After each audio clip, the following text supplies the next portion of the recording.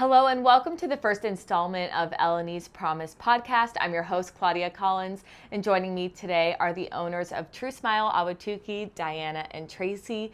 And today we're at Bodhi Collective, owned by Anissa over here. So, I could introduce them, but I think that's better done by the three of you. So Anissa, we'll start with you. Just tell us a little bit about yourself and what brings us here today, just a little bit. Sure. So my name is Anissa, and I am a counselor, a licensed professional counselor. I specialize here at the Bodhi Collective in trauma-informed care. All of the therapists that work here at the Bodhi Collective all are trauma-informed therapists. And I'm very passionate about my work and what I do. Awesome. If you guys want to go ahead and introduce yourselves as well. We'll start with Tracy. Sure. My name is Tracy, and I currently own and manage two dental offices in the East Valley. I've been in dentistry forever, since I was in high school, and almost 30 years later, I'm still in dentistry. So, needless to say, I like dentistry. Do you have the same passion? No. I mean, I didn't start in dentistry. I actually started at Costco. I did Costco for 20 years and worked for American Airlines for a while in there too. That's where I met my husband. And truly my sister-in-law is what got me into dentistry, because she was never at work. And I was like, what do you do to where you can never work? And she was a hygienist. So I said, that's what I want to do. Fair enough. This might feel, for the audience, what are all of these people doing here together? So I think we want to bring some clarity to that. And I really think that it's just one common goal, and that's to talk about mental health. And I know that's something that's important to each person sitting here. So Anissa, we'll start with you, because that really is your bread and butter. Why is mental health the thing that you strive to help people with? I think for me personally, it's just felt like a calling to do this work. I was a teacher before I was a therapist, and I worked with children and families and saw that there was just a real need for mental health. So when it came time to consider what do I want to do for, my second career, I chose counseling, and I've never looked back.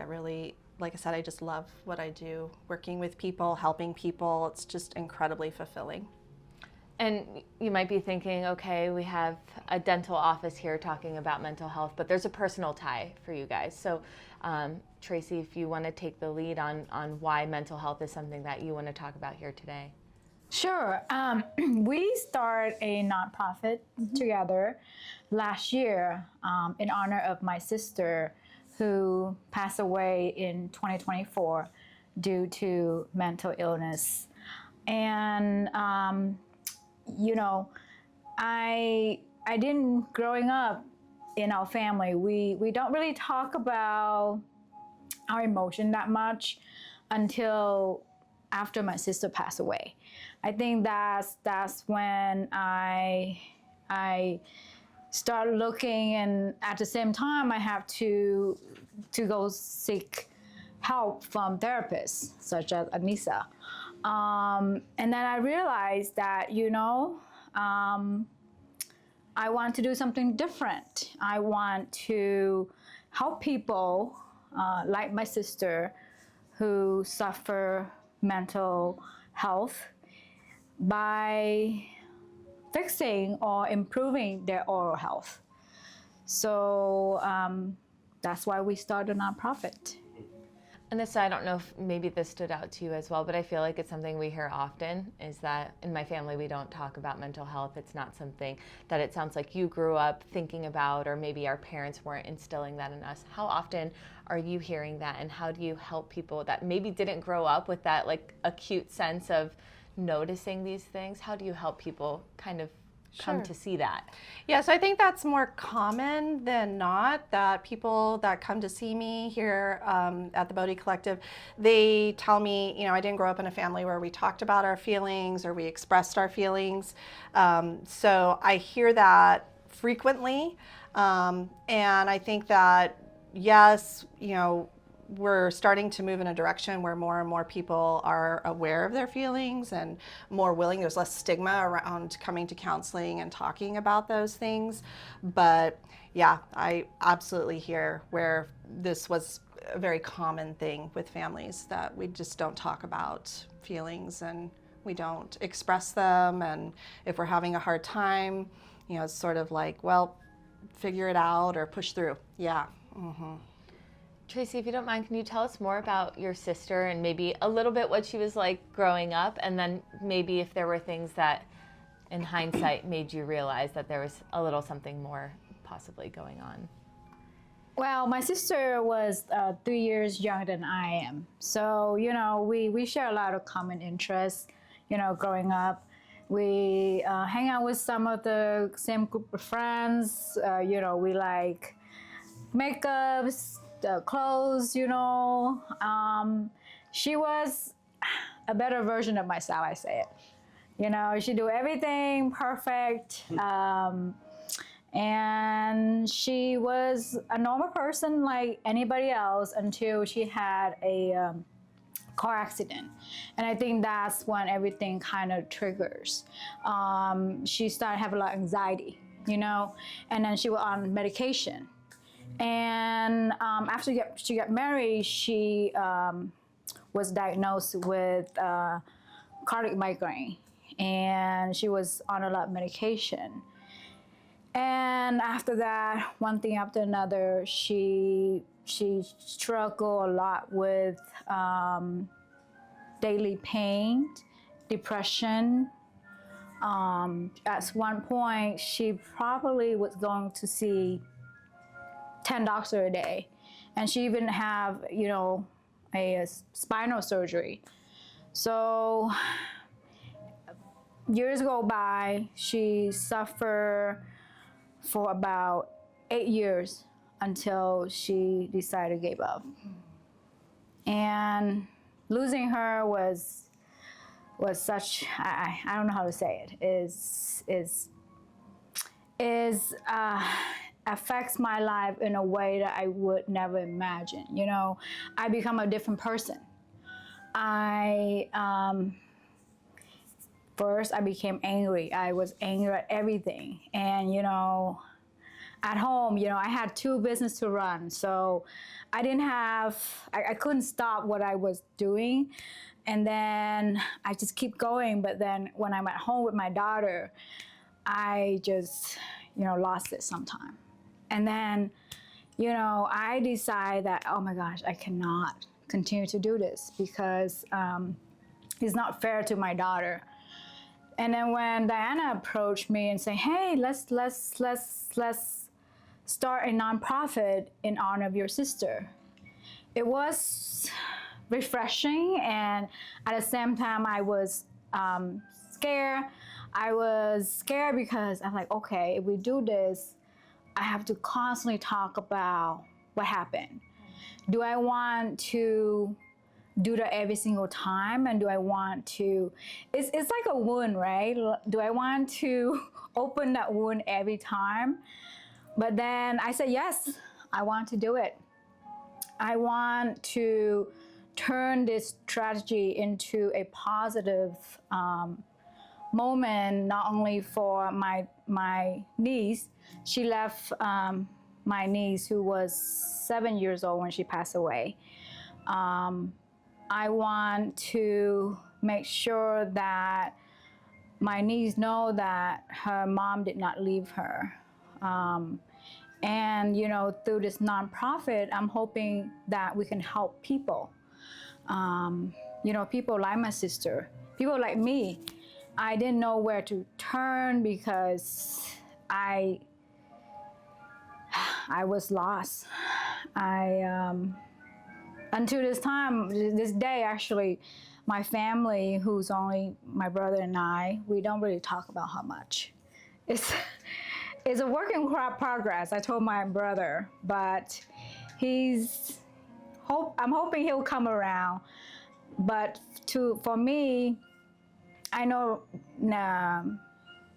between now and last year, I knew I grow, and I'm more comfortable talking about her than before. And like I said, I don't want just thinking about her, about what happened. It cannot just be a sad story. I want to turn this into something positive.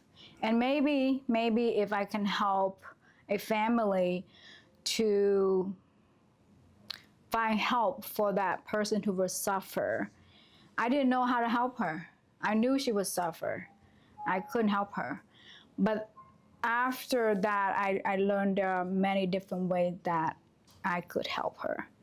And, for me, is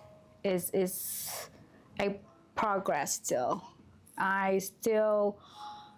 I'm grieving, but I accept it, and I wanted to turn to a different chapter. Well, you speak about her beautifully, and I know it sounds like you're still getting used to getting comfortable with sharing her story, but you do a beautiful job, and I think you honor her well. Diana, I think it's really admirable that you kind of saw a need in your friend. Can you share a little bit about going through that side by side with her and why this nonprofit became a way that you believed could help and clearly she believed as well? Well, as she talks about when she was looking at her sister and not knowing how to help her, that's how I felt about Tracy. Watching her suffer, watching her pain. When she tells you, when she was hurting, when she'd go home and be angry, sometimes she was comfortable enough with me to let me see that side, to see the pain. I could see it in her eyes. I could see how much she was hurting and how alone she felt. And what do you do? What do you do when you see your friend hurting and there's nothing, there's nothing I can say to lessen that pain? Sometimes just having somebody listen to you, when there is nothing to say, just knowing it's okay. If you want to punch a wall, I will fix that wall when we're done. You can do those things. It's okay to feel the way you feel, and that this is a safe place where you can. Thinking about her going home and it's just her and her daughter. She doesn't have, I have my husband. When I have a bad day and I'm overwhelmed and I'm stressed out, I go yell at him. I mean, I wish that wasn't the case and I'm working on it, but I could go home and be crazy and he can go, I love you. It's okay that you're crazy. And so I relate to you in that way. Yes, I understand. And so just I was really concerned, and I came into dentistry because I care about people. I joke around and say I don't have the same passion that Tracy does for dentistry. And quite honestly, I have passion for people more than dentistry. I mean, I enjoy what I do, but I clean teeth. That's what I do all day. So it's the connection that you make with people and the opportunity to hear about people having babies and to hear about people getting married and people going through happy things and hard things. And it is a therapy that I get to do 1 hour a day with patients. So truly seeing my friend suffering. And honestly, I was scared that I was going to lose her, that she was going to see that there was no other choice and go down that road from feeling lonely and feeling like nobody cared. And so I was like, let's just start it. Let's change that narrative from being we don't get to talk. And that was it. I could see the pain that she felt that her sister was going to be forgotten. Not only forgotten, but the last memory is your hardest time, and that's not who she was. She was a person full of life, full of joy, sarcastic, witty. And to have a place where we could show that and showcase it. And honestly, for her daughter, because she is a baby, and when you're a baby, you don't understand big things like this. And there's going to be a point in her life where she's going to come to her aunt and say, tell me about my mom. Who was she? What'd she care about? What was her favorite color? What was her favorite scent? The things that are important. And I wanted her to be able to heal to when that opportunity came, that her heart was ready to be there. So, and to be honest, I hadn't really thought about how hard it would be on you to have to talk about your sister constantly, nonstop. I appreciate that you did that, because that's hard. That's the hardest part. So thank you for letting me torture you. Well, thank you for motivating me. If it wasn't for Diana, I wouldn't even. I just did it. I was Yeah. like, is it okay with you? Here, it's done. Here's the next thing. Look. Hey, look, we're a 501(c)(3). It's already done. We've done it. And she's like, oh God, we're really doing it. Yeah, she definitely was a motivation of all, because I was scared, and I didn't want to go through this all the time. But it got easier every time that I do this, and I'm sure for anybody else who had the same experience as I do, they probably felt that way. But I promise you, it doesn't go away, but it will get better by days. Distance from the pain makes it a little easier. Well, Anissa, I want to ask you, because it seems like, this is a prime, beautiful example of recognizing pain in somebody and helping someone when they're grieving. I'm uneducated in this field. I'm just a person who has feelings and, can relate to some things, but you're an expert in this field. So I really want to hear from you. What are signs that people should look for to notice when someone's struggling, and how to help them navigate that grief? Well, so kind of in the case of Tracy's sister, she had reached out for help on multiple occasions, but typically we'll see individuals start to maybe isolate, or they don't have any desire to engage anymore. And when they start to lose that connection, they feel more isolated. We'll also see kind of a decline in any motivation to do the things that maybe someone once did or enjoyed. So we see it's almost like watching someone's light go out in them. And so, yeah, those can often be warning signs that something's just not quite right. I also, going off of that, I feel like now trauma's kind of become this buzzword that just anybody uses. It's this flashy term that honestly I see a lot of people my age and maybe the generation below probably misuse. So can you speak a little bit more about what trauma really is and the different types of trauma that you address here? Yeah, so we predominantly are working with people who have what we call relational or developmental trauma. And a lot of that trauma is rooted in how our caregivers maybe showed up for us in childhood, whether or not they were meeting our needs, if we felt seen, if we felt heard. So I think that there's a difference between that type of trauma and then a single event trauma, where some of our clients do come in. Maybe there was an assault or a car accident or something of that nature. So it can be one or the other or both in some cases too. And trauma just isn't, people used to say, oh, it's veterans coming back from war, and maybe they have some trauma, some post-traumatic stress from that event. But we found, or in the research that's been done, that it can be just as important how we were raised by our attachment figures and how emotionally available they were. That can also contribute to that relational trauma that we've experienced. So.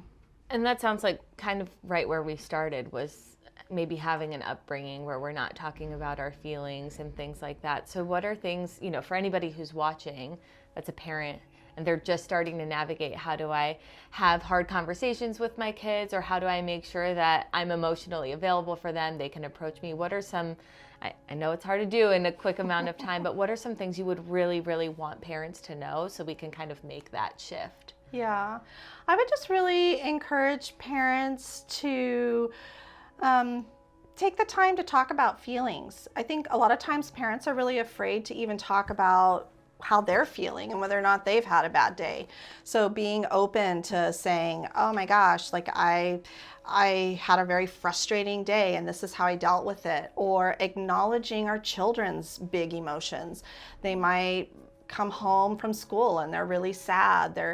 they're crying or they're expressing, anger or frustration. And when we can name it and acknowledge it and validate it, it really makes a big difference in that child feeling seen and feeling heard.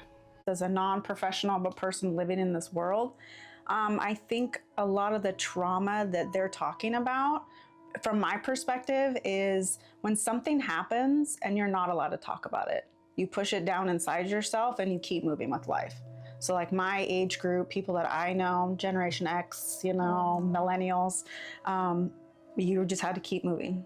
Like Tracy said, I had 2 businesses. My sister passed away, but that's not my family, that's my extended family. And I still have responsibilities, people that need me to be places, people that are expecting me to show up at this time to do, we have a very regimented, scheduled life that people depend on us showing up.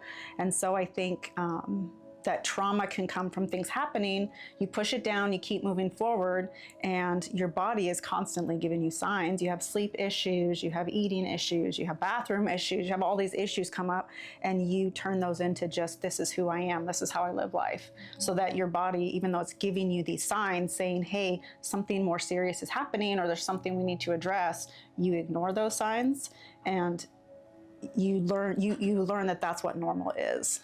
And so I think that is a form of trauma that can happen to people where, you might think, well, that's not really a traumatic event. But if you have 50 of those in 5 years and you've pushed them all on top of each other, at some point, somebody's going to flick your shoulder and you're going to punch them in the face and stab them maybe. And it's like, wow, you came off really angry when I barely did anything, because you've been hiding, pushing down emotions that came from other things in your life.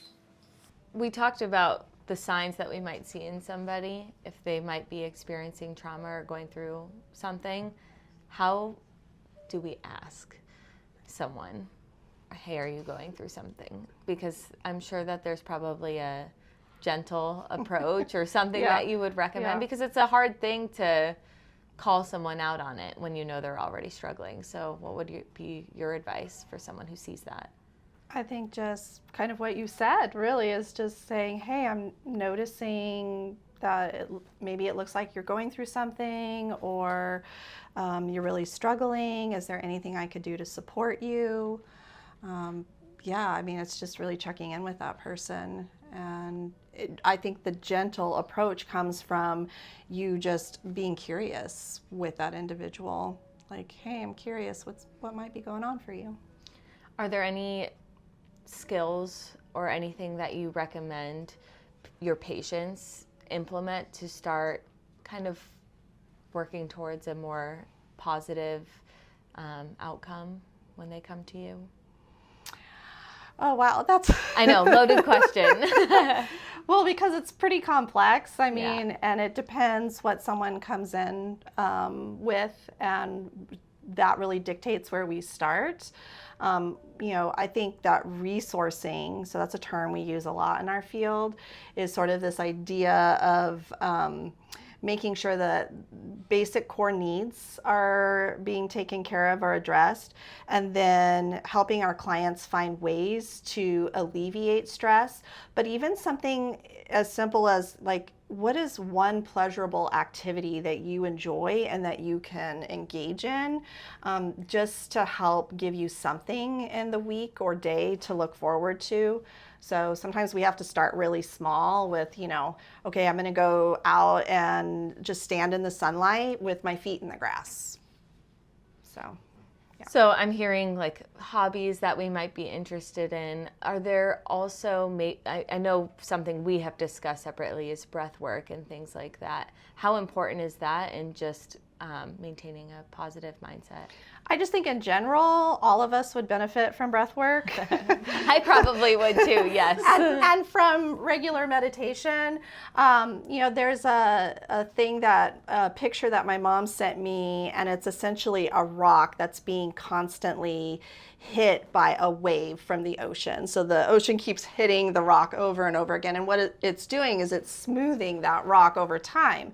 And the idea is that when it comes to our emotional regulation, it's an ongoing practice. It isn't something that we do 1 week of breath work and or meditation and we're feeling fantastic. No, it's a practice of every day.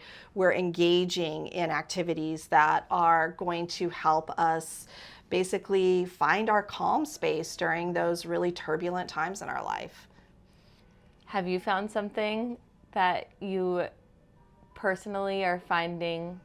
I know your experience is very recent, so you might still be discovering what that might be, but have you started to find things that really keep you going? Just have support like Diana. And, I don't give her relief as much as she would like. but, I start to write down a lot of things. I write things down.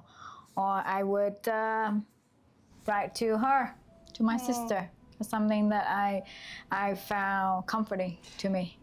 It can be very cathartic. Yeah. So We've actually recommended that to clients when they're grieving the loss of someone, to write them a letter. And you said something else I think is really important too, Tracy, and that is social support. We don't, I think, give enough credit to how critical having a social support network is and having connection. And we live in a world today that's very isolated, and that just further contributes to feeling alone. But that when we feel like we have community and we can connect with people, it makes a huge difference in our mental health. And the reason why is because we're hardwired as human beings for connection. So, not being afraid to go out there and make those connections and ask for that help. I think that's the other thing that can be really hard for people, is feeling like they can't ask for help or they can't ask for support. yes, luckily she didn't wait for me to ask. She didn't ask. She was here. So, I am lucky and blessed to have Diana in my life. And, there, my team at the office, my associate,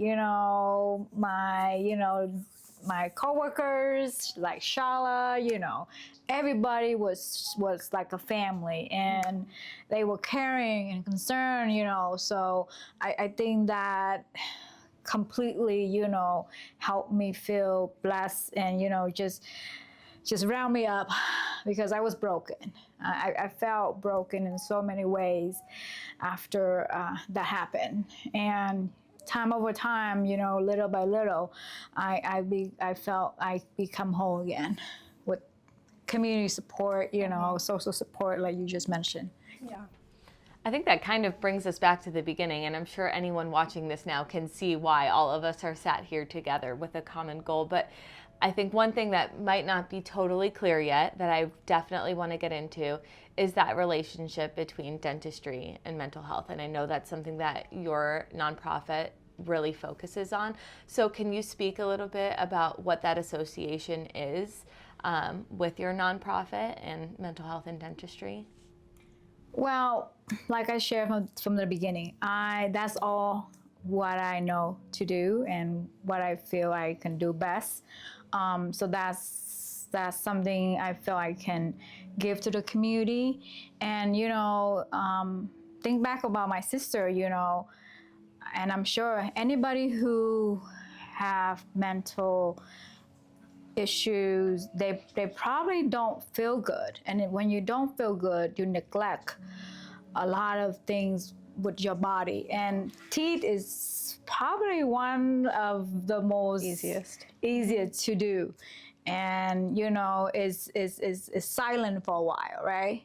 But when you have pain, you don't feel good, and days after days, it could become chronic. So the connection is that oral health. I want to take this opportunity to help people with mental health through oral health, because I have dental offices that can help the community, and what better ways to do that? By sharing that to more people. Now, I'm going to be honest here. There's a lot of different types of anxiety. I am someone who personally has a lot of anxiety about dentistry. I've had a lot of dental work done for as young as I am, and it scares me every time I go into a dentist's office. So how do you deal with patients like me who come in scared? We have many ways. She's like, let me tell you what I can do. We actually have a list. Actually, we have a comfort menu at our office. Oh, that's amazing. From It's as easy as weighted blankets, covering your eyes so you're not having the bright lights, music just for you to hear that connects to your phone so you can listen to something that makes you more comfortable. And if it's that next level of care that you need, we also have different medications that we can prescribe all the way up to putting you under if you need a bigger procedure and you would just feel more comfortable to just not be aware of any of it, we can go all the way to that. Dentistry has really become more versatile in that sense to where it is more acceptable to get dental procedures, even as basic as fillings, but anything where a drill is going to be used, anytime a needle is going to be pulled out and part of the procedure, that's really, once you get past the needle, everything else really is a breeze, but helping people be willing to get to that doorstep to where the needle is a part of it, and be as comfortable as possible. So, I mean, there are a lot of things that we're able to do to help in that area. And plus, we have a great staff that's very friendly and just caring. Yeah, you can feel that they actually care about you being comfortable. And our doctors would never, push anybody to do anything that would make them uncomfortable. So, which is nice because not every office is like that. What motivated you to implement that then? Just the everyday people because I have dental anxiety myself. I grew in dentistry, but oh my gosh, I probably need a couple of Xanax before I get there. At least you're honest, Tracy. So yes, I know, but if you can cover my eyes, I can listen to music that I want. I feel more relaxed, and my team is wonderful. We know people don't like dentists, and with that in mind, we are prepared to, have patients like you, make sure you're comfortable. We recently bought a weighted teddy bear. Everybody cute. loves Cool. that. Yeah. So you should come to our office and give it a try. The comfort menu is definitely enticing. I know, I love that. It's a great idea. Yes. I'm sure you're not really talking about dental anxiety too much in your space, but No. anxiety, I'm sure, is something that you deal with probably on a daily basis, and it's probably something that, is common. There's different tiers, I'm sure, of anxiety. Yeah. How do you help your patients manage anxiety on a day-to-day basis? Maybe skills they could bring in there. Don't even need the comfort menu. I don't know. I think kind of going back to, doing that breath work, meditative practices, self-care pieces, and doing that on an ongoing basis, because then when you do go to the dentist, you're going to, even though you're going to experience anxiety, and that's a very natural part of going, for probably everyone or virtually everyone, that you already have those tools in place and you already have helped yourself come there with some hopefully reduced level of anxiety. So, it's not as high, would be the hope, but yeah. I'm wondering if this is something maybe you could speak on as well, but for some reason, the thing that came to mind for me when you're talking about your appearance and feeling good about yourself is like, I don't know if it's from a movie or what, but the quote, you look good, you feel good, you feel good, you do good, you do good, you are good. And I feel like that's something that I live by. How important is just feeling comfortable in your own body, your own skin, your own smile for someone's mental health? Yeah, I think self-concept is incredibly important to mental health. Being able to know that on the outside, you feel good about the way you look and the way that you interact with people makes a big difference on how you feel even on the inside about yourself. So yeah, I think the mental health piece is critical, absolutely, to how you feel, how you present. Yeah. Something that I want to share is that my sister actually, she was never confident about her smile. even though her sister owned dental offices. And I never let her put veneers on her teeth. And I regret that. So if you want to get the smile you need, just come to us. We will help you. And because yes, you know, you look good, you feel good. Maybe for one day. If it's one day you feel good, that's okay. Rather than 0 day, right? Right. So, And understanding it's how you feel about yourself, because I can look at Tracy's smile and say, you have a beautiful smile. Why do you want to change it? You already are beautiful as an outsider, but it's about how the person themselves look at it. So if there's little things we can do to improve that, to enhance it, to make them feel like they're showing the best version of themselves, we're wanting to assist in that. Do you see that result with your patients? Like, do they have a different? Absolutely. That's why I'm still doing what I do. You know, when I started in dentistry, you know, 30 years ago, dentistry was you know, a phase dentistry. Nowadays we do a lot of full mouth, reconstruction. We do a lot of implants. So you see that their life change. You know, they were afraid to eat an apple, or they are afraid if they speak, their denture fall out. Now they don't have to do that. So yeah, it's life changing and very rewarding. And yeah, I a lot of people, you look at our before and picture, you can see, you know, people love their smile, and that makes a difference. Mm-hmm. Like they smile with their whole face, not just their mouth. And you can see the different way people smile. Do you have anything to say on the topic of smiling? Like, I'm honestly curious, just because I feel like sometimes you hear like fake it till you make it, and sometimes for me that's something that works. Like if I just, okay, like we're going to have a positive mindset today, we're going to smile, we're going to give random people compliments. Like that's sometimes the mindset I get into, but I'm curious if that's something. I mean, there really is science behind that when you do smile, it, even if you're not feeling it in the moment, just the act of smiling will kind of help your brain and your body get on board with the idea of being happy or happier. If you smile at people, they smile back. True. Like walk down the street and smile, and every person you smile is going to smile back at you, whether they know they're doing it or not. Yeah. But she's got the professional words so that we sound smart when we talk. So that's why we love having her here.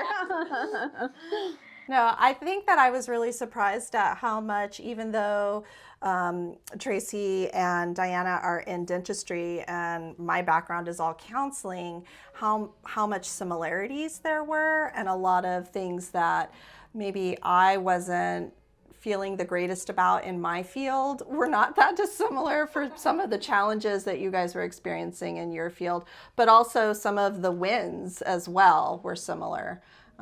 Things that you cared about were not dissimilar from the things that were important to me. What are those things that you connected on that you find difficult in your fields? I'm curious. I do. I want all the secrets.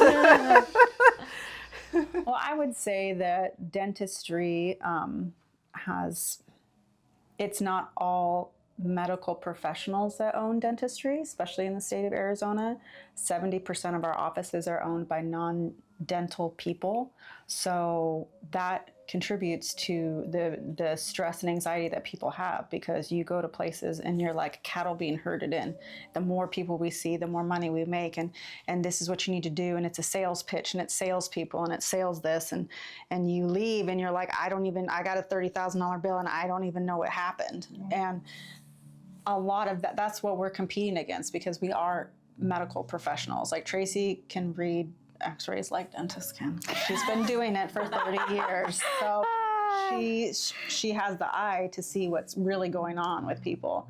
And we're trying to compete with that. You know, we got budgets from companies that have $50 million a year income out there marketing. So we're having to compete in a market against those type of people. And we want to be different. We don't want to be, we're trying to figure We out. care about the people. Yeah, it we're sounds trying to like. figure Yeah, out. which is probably now what I'm hearing. It was the common. Yes. And so we're trying to figure out how to express that to the public, to get through all the gobbledygook of the pretty faces and the fakeness that comes out in dental marketing from a corporate standpoint. And they've got the budget to do it at $1 million a month, and that's not a budget that small businesses have to work with. So trying to show authenticity and show that we actually care about you and we actually want to go on this journey with you. Like I have some patients that will tell me, I only floss when you floss my teeth. I'm on that journey with you. I'm going to take every step with you. In 10 years when we're replacing all your teeth, I'm going to be right there with you. I am going to do everything I can to That will help be me. you. And that's, I'm not the director. I am not here to judge you on how you want to take care of yourself, because we go through phases. Sometimes we're on it, we're kicking it hard. Sometimes we go through emotional hard things.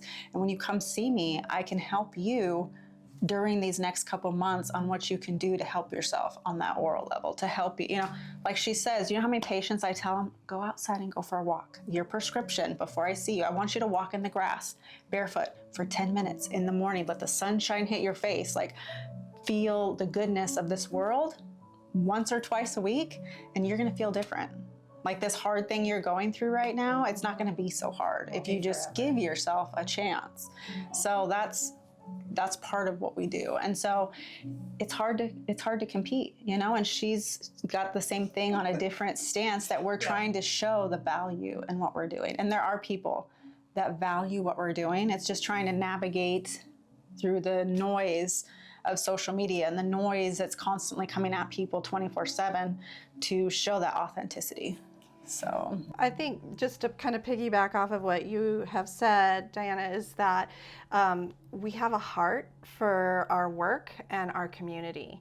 And we're not looking to compete with corporations, but the corporations make it really hard for us. And we care about our community. We care about our clients. And I just don't think that you see that at the corporate level.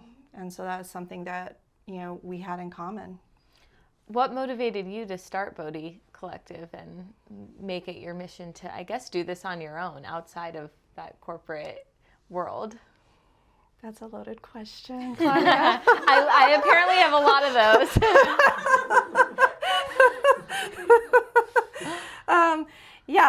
So Bodhi Collective, you want to know like the whole history behind that?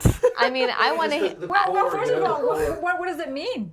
Bodhi, Bodhi is Sanskrit for awakening.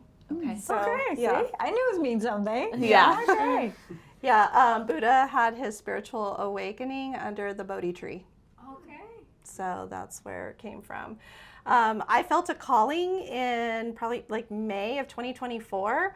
I was working for a group practice, and I had sort of been toying with the idea I'm going to start my own practice, but I didn't really want what everyone else was doing, which was to go out and have my own practice, see clients, and that be it for me for the rest of my life. I wanted to be able to have more of an impact on the community.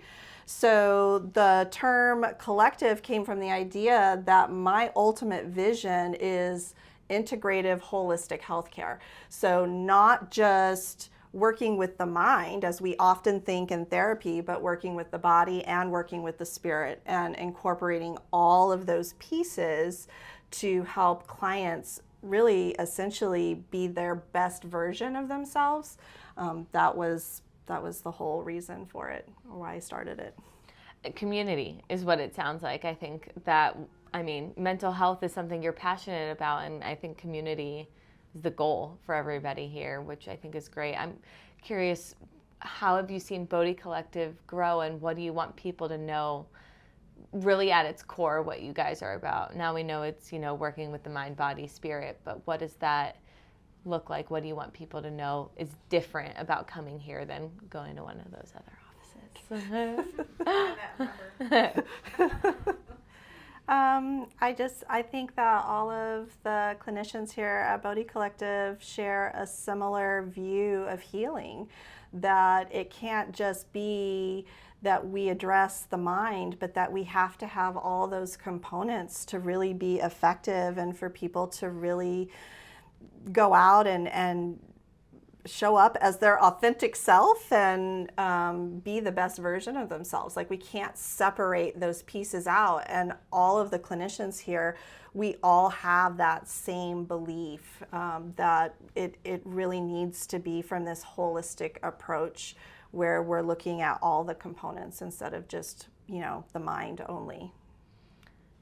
Going back to your guys and your mission, what is the future for Eleni's promise for your nonprofit? What do you want people to see get out of that as time goes on? Well, I would say our more short-term goal, we're hoping that the first Sunday in June, that's what we are slating for, to do our first clinic day, our first opportunity to really see what we're able to do, see what we can bring from the community. But the other half of what we're trying to build is there's a lot of clinic days and one-time pops that come up to help our community. There are a lot of those. Can you explain what a clinic day is? Just for someone like me who actually doesn't know what it is. Yeah, so it'd be coming in to actually get dental work done. So our goal is to pre-screen so that we can maximize the time, because an appointment can take up to an hour and a half to see what your needs are, to do all the x-rays, to do all the preliminary work, to know where you are and what you need and what you would want. Out of all the options, what is the best option for you? So trying to do a pre-screen of that so that we get the maximum amount of time from the doctors and the people that volunteer. Typical community events, it's a one-time event. So they come and see you one time. So the only things that we can do are things that are a one-time thing. So extractions, maybe a cleaning, but typically it's extractions more than anything else. So we really would like to create a place. My ultimate goal is to eventually have a clinic that we can have staff that have the same heart that we do, that believe how we believe, want to help people the way we want to help people, that we can staff so that when patients need more than just that one appointment, maybe their procedure is going to need 8 or 9 appointments, that we can facilitate that with the same people. Because half the battle is getting comfortable with the person that's working on you. And then the next time you come, it's somebody new. So that comfort level has been taken apart and you're starting all over again. So we want to create a place where we can do that, but of course that takes funds and community support.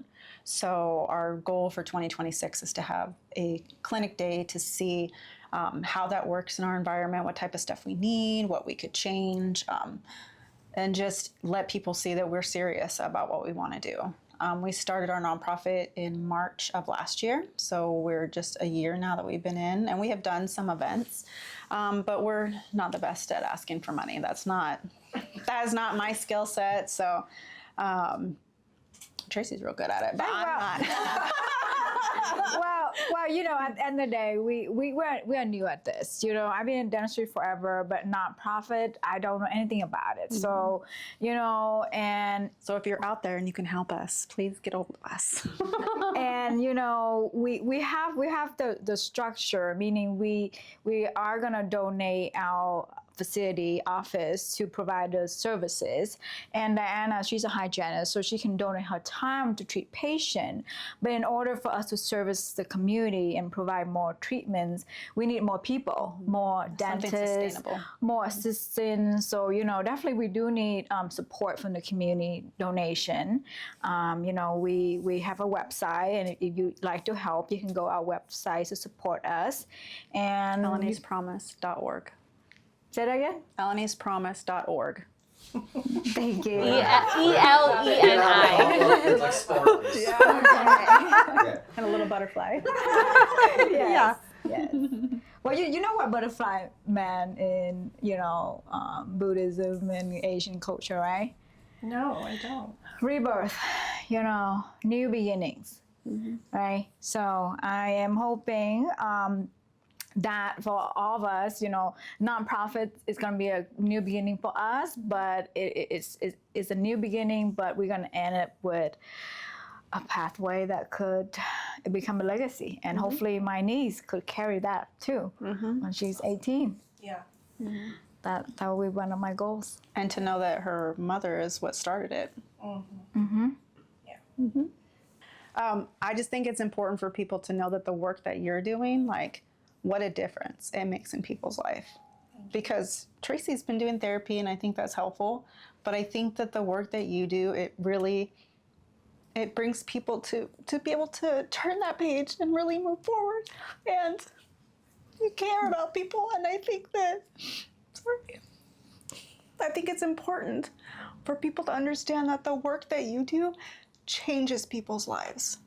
Like it changes people's lives more than my husband doesn't take the socks out of the couch. You know what I mean? It's like people that have been through things that they truly believe they cannot move through, and the work that you do helps them move through that. And so I think that it's important for you to know that I appreciate what you do, and the work that you do changes people's lives. So any person that walks through this door to get help is going to walk out free from something in their life that has been stopping them from truly experiencing the joy of life. So I just think it's important for you to hear that's the work that you do. So I'm grateful that you are in our life and that we have opportunity to share with you. And I hope that Tracy takes advantage of the beautiful skill set that she has to help you.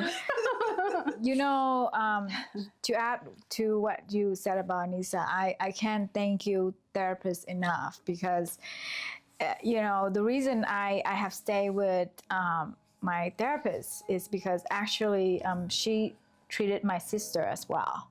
So there was a connection. Yes. And you know, to be honest with you, we talk about social support, right? Is definitely super important. But without my therapist, I think I would have a harder time to recover, because I share with her things that I wouldn't have shared with my brother, right? Or even Diana at some point. It was a safe place for me, and I knew that she wouldn't judge from what she know of me. And you know, her work has helped me daily. The breathing exercise, you know, and writing the letter, all came from her, you know, ideas to give me ways to help me went through that phase. So those small victories that you're talking about. Yes. So therapists, Anissa, I really appreciate you, and I'm sure many of your clients will love to have the opportunity to tell you that. I'm sure you hear that every day. I don't, but thank you so much. It doesn't mean they're not thinking it. Right. Well, we know how to find True Smile and Eleni's Promise. How can someone come to you here at Bodhi Collective if they're seeking help? So thebodhicollective.com, and people can go onto our website and book a consultation. We offer free 15-minute consultations for people to meet us and see if it feels like we're a good fit. And now hopefully everyone understands why we're all here together. Thank you guys so much for your time. Thank you.